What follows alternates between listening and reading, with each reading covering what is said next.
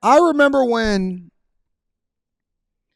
I used to read stories or read articles or blogs um, back when Silicon Valley was taking off.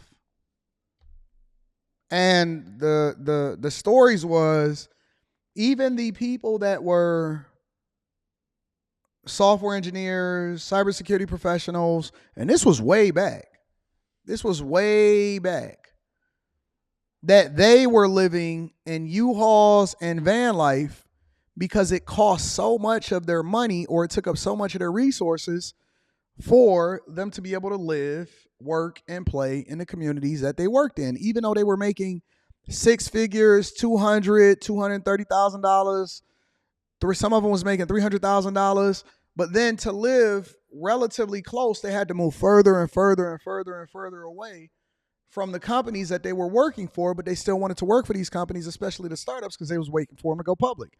And so I used to read these blogs because it was actually written. It wasn't just, as easily accessible as far as me talking to you right now. I used to read it. And I even had an opportunity to join Google at one point. And so I did an interview, and then they flew me out there, and I did another interview, and they started having me look at different things. And I went to the grocery store, and we looked at housing and stuff like that. And when I started doing the math, I was like, it don't make sense to move out here.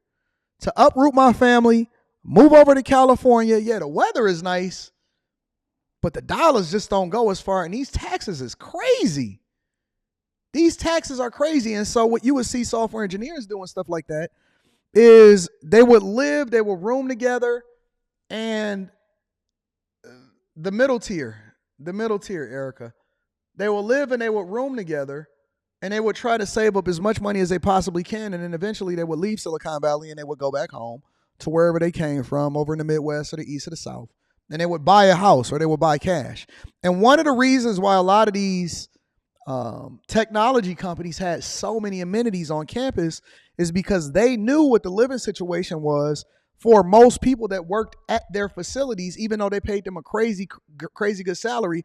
When you took in the cost of living, when you took any amount that you was paying taxes over in California, it was still really, really, really bad, right? And so they would start to create these campuses, Facebook, Google, Microsoft, all of these places, right?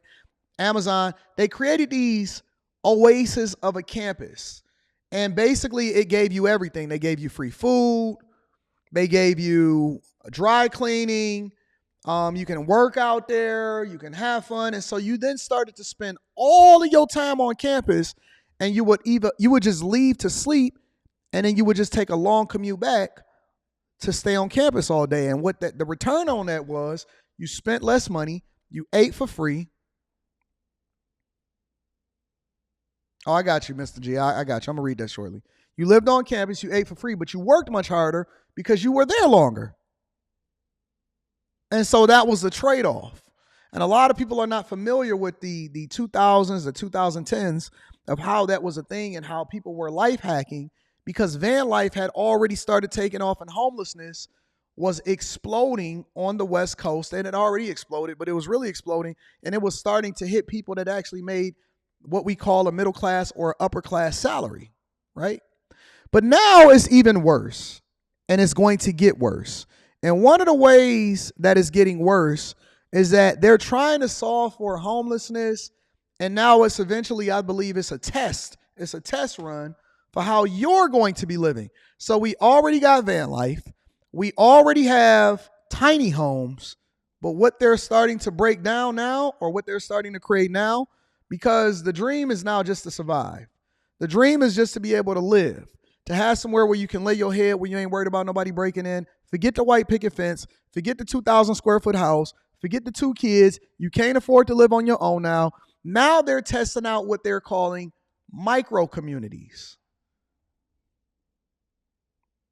They're moving people, for example, over from the streets or homeless shelters, and they're testing out, and it's starting over in Denver, they're testing out micro communities. It went from tiny homes and van life to micro communities.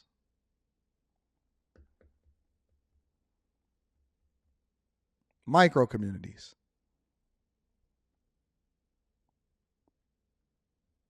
All right, happening today, nearly 100 people living at a homeless encampment at Colfax and Umatilla downtown will be moved out. And some of those folks will be moved into the micro communities. There's little pallet sheds where they each get their own private room. Courtney Fromm joins us live. As I understand it, there'll be no drug testing or... Hold on, wait. Before we get into the no drug testing, you can live in these tiny sheds or whatever. Do y'all notice how marketing is so important? They don't say, hey, listen, we're going to move you into this shed. They say we're going to give you micro communities. That's marketing. Marketing 101. Oh, no, you didn't go over there and take yourself out or nobody murdered you. You were unalived. Oh, no. You're not homeless. You're unhoused. Giving you a soft landing. Marketing is everything. No. You don't live in a mobile park. You don't live in a trailer park. You live in a tiny home. Yeah. You don't live in a small apartment. You live in a studio. Listen, it's all marketing. It's all marketing. You don't live in your car and sleep under a bridge. It's van life.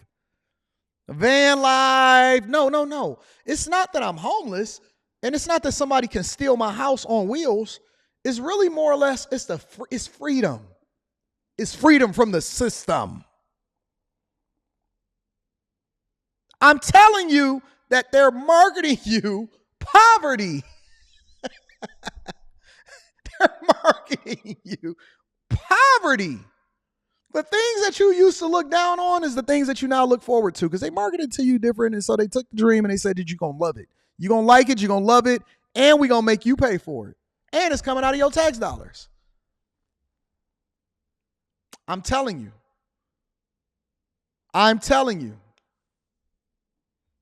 Next thing you know, they're not going to be calling it prison. It's going to be called rooming together. Rooming and rehabilitation. Listen. We're not sending you to prison. We're sending you to go get roomed and rehabilitated. And then y'all gonna be like, prison ain't so bad. Don't send them. Listen, they not going to prison. It's nothing wrong with telling on him. He not going to prison. He going to get roomed and rehabilitated, man. It's all marketing. I'm telling you. Now it's not living in a box. You're going to have a micro community. Drug requirement, they call it low barrier. So these folks can move in, no questions asked, hopefully get them off the street. Yeah, good morning, Chris. That is exactly right. What I understand, yesterday we were over there at the micro community. It's off Santa Fe. They call it low barrier. So I kind of asked the mayor during that press conference, I said, well, what does that mean if somebody in one of those tiny homes is caught with drugs or someone says they know somebody has drugs in there? They said there's kind of a 4-step process that they'll work with advocates and individuals on scene over at that micro community to kind of help figure that out. They'll only be asked to leave if they're caught dealing drugs on that micro community property. But right now we're actually over off of like around Colfax right now where the first encampment sweep so far this year will be happening sometime this morning. We're waiting to figure out when the city is going to be here, but you can see that encampment before that light rail train comes and passing down, but you can see a lot of those tents over there. We understand there's probably nearly 100 people living on this encampment right now, but they'll be moving out as of today. Now, 60 of the 95 people at the encampment here behind us will be moving over to La Paz. That's that micro community off of Santa Fe that we were just. You see these micro communities? You see these micro communities? Look, they built a box, gave you a window and a door, and they told you that you were living in a micro community. And it's a place where you can always find a friend. Where everybody knows your name. And they're always glad you came.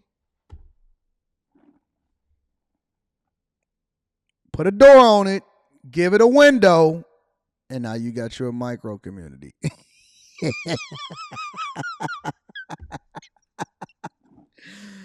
Boy, if you don't get on up out of here with that. Just talking about. Now, the other 35 individuals will be moved into other House 1000 sites. House 1000 sites since the mayor has started taking office. Now, during our preview of Look the at that is your micro community. Look, it's got power. It's got a window. And yeah, buddy. I can only imagine that this is going to turn into the Carter. Move in, no questions asked, no none of that. All right.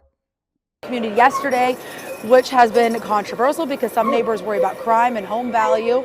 But the mayor says, like you mentioned, Chris, that it's going to be a low barrier, so more people are more motivated to move in. It means we do not screen up front to say, have you already gone through a drug rehab program? Have you already gone through a workforce training program? Have you already completed mental health services? What we know is it's very hard to receive those services if you're living in a tent every night and not sure if you're going to freeze to death or get attacked in the middle of the night. We generally do not allow distribution on site, generally do not allow use in any public locations on site, and don't have people that are in the neighborhood engaging in those kind of activities too. We haven't seen that challenge around other sites.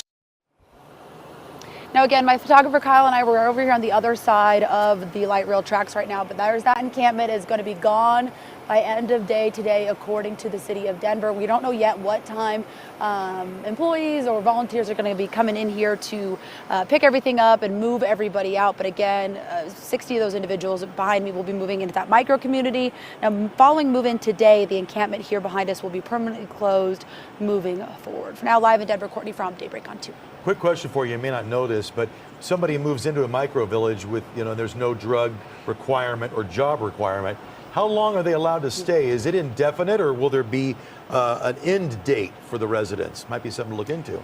Yeah, Chris, that's actually a good question. I was talking about that with Kyle this morning, my photographer as well, because when we were talking to the mayor yesterday during the press conference, they only set like a certain amount of questions that we could ask following his full speech. And that was something I wanted to ask about because I don't really know if there is a time frame when it comes to those people living in those tiny homes, but we do know the whole goal, they say, is with having those advocates and kind of support on scene 24/7. The goal is to get people into more permanent housing, more stability, and hopefully get them jobs. We do know they're going to make everybody get IDs when they get there. Gotcha. So that's another step forward. Hopefully that can get them on their feet.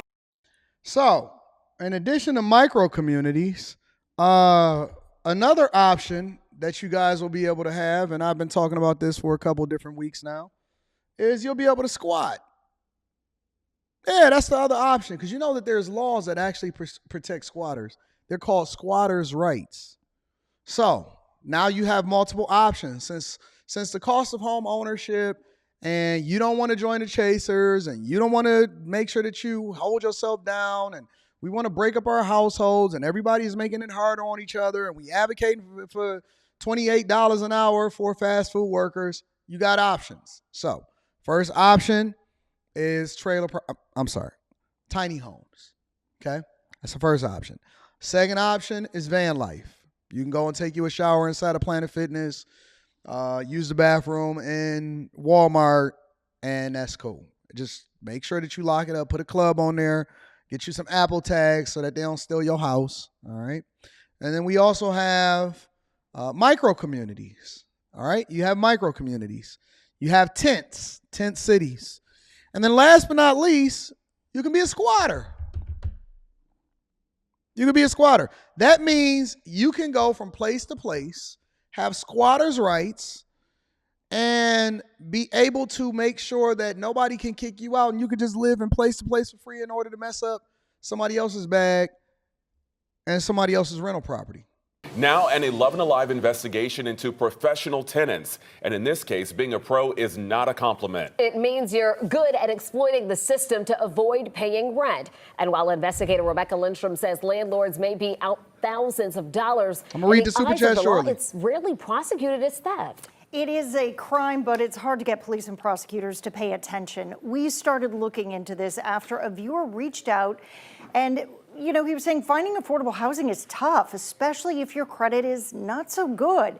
But it is this kind of behavior that makes it even harder for someone who needs a landlord willing to give them a chance. Ma'am, have you paid rent? Have you paid rent? You need to go. You're Just not supposed have to you be here. paid You rent? need to go. It's an easy question. This woman refuses to answer. She moved in June, and we started the eviction process in August. Why?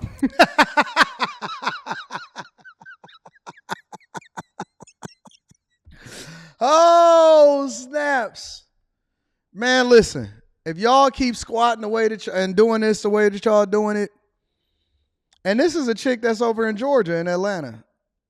They said, listen, she moved in June. 2 months later, we started an eviction process. She moved in June and didn't think about sending a payment. Didn't think about not one payment.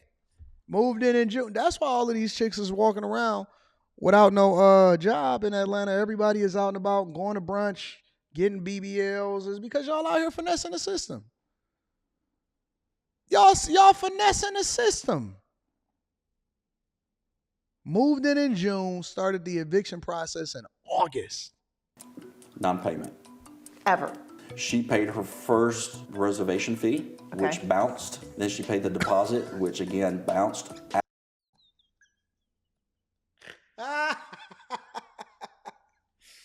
Oh, man.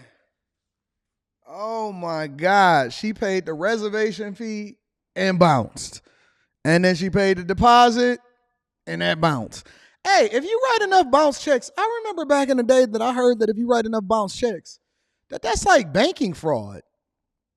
I thought that was like fraud in the bank, that you can actually get arrested if you write too many bounce checks intentionally, and they can arrest you. Is that not a thing anymore? Did they wipe that law off the books? Are y'all able to get out of the Safety Act in Chicago?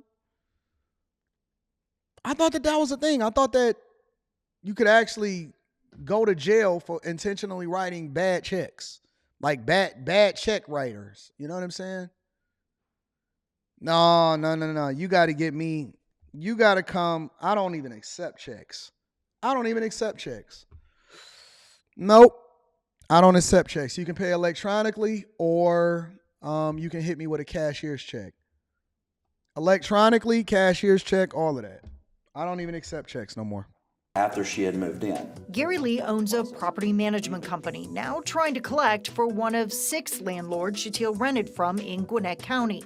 Court records show in the past 2 years, none of the landlords got paid in full.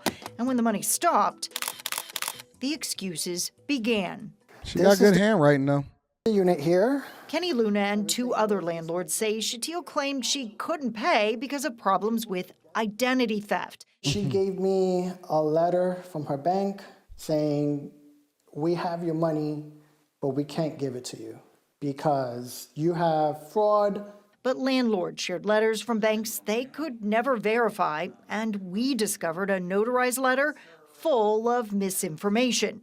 But when we tried to ask Shatil about it, what are you Shout out to Shatil.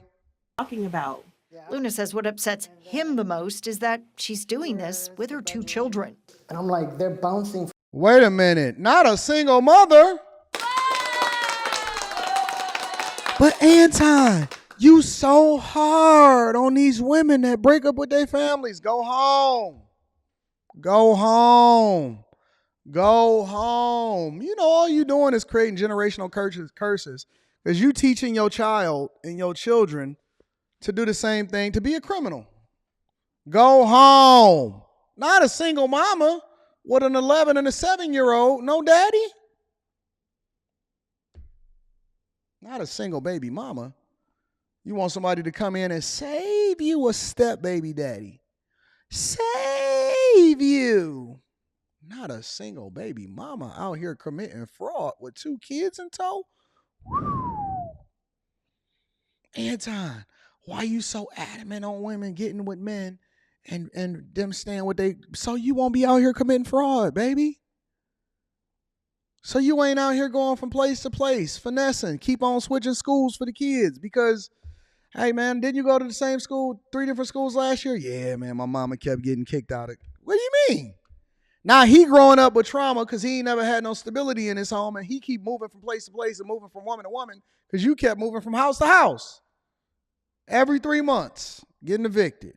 From house to house. You know, that's not a way to live. That's not stable. She works for a place that's supposed to protect children. Oh, yeah. We confirmed that for 5 months, Shatil worked for DFACS, Georgia's Division of Family and Children's Services. They're using the system. It's a broken system. Nobody tracks the scope of the problem, but Lee says in his 27 years of experience, about 20% of those who fall behind on their rent are doing it on purpose. Andy says it's getting worse. A tenant can delay an eviction by filing a response. Any response. Shatil once simply wrote, "I am filing an answer to this case." We surveyed metro counties around metro Atlanta. Most of the courts say they can hear cases in a matter of weeks. But in Gwinnett, like many other counties, it can take up to 6 months to actually enforce the order. So, translation from a C student, scamming. Everybody down there in Georgia and Atlanta is scamming. They did put a camera in there for that shot. She said, hey, I know what'd be a cool shot. Put something inside of the mailbox, pull it open, talk, and then close it back again. Okay, who was the producer for that? That camera was nasty. Who was the producer for that? So basically what y'all telling me is that all of these women down here that y'all keep saying, listen, women are the ones that's getting all of the homes, and they the one that's the boss chicks, and look at these big houses that they take in.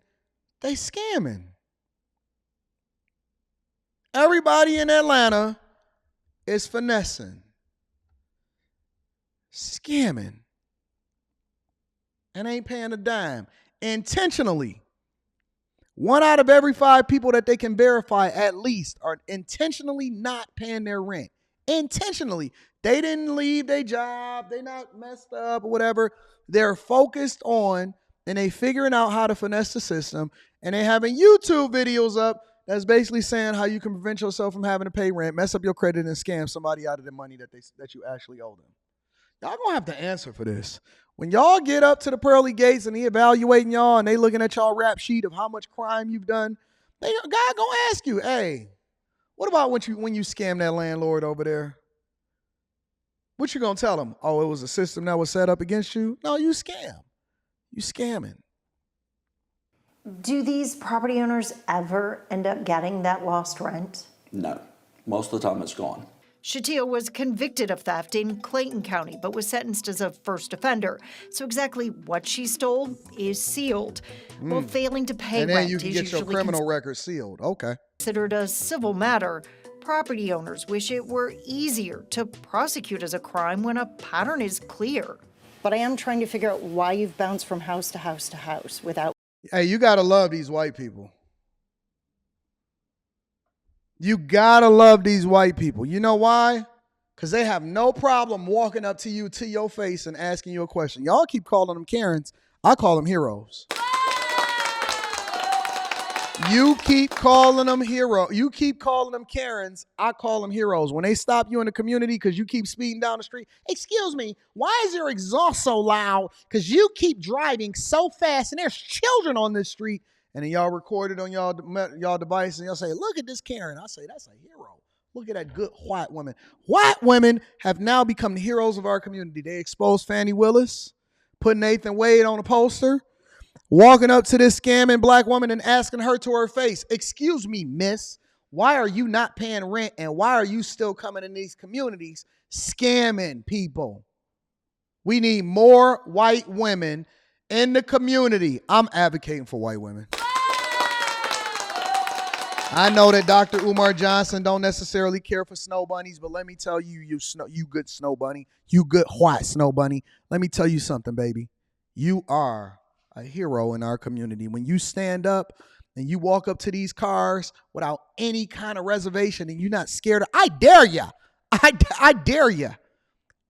Touch me.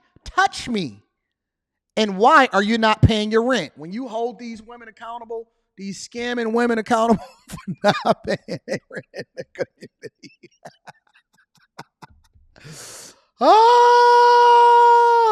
When you hold these people accountable for stealing groceries inside of the grocery store, yeah.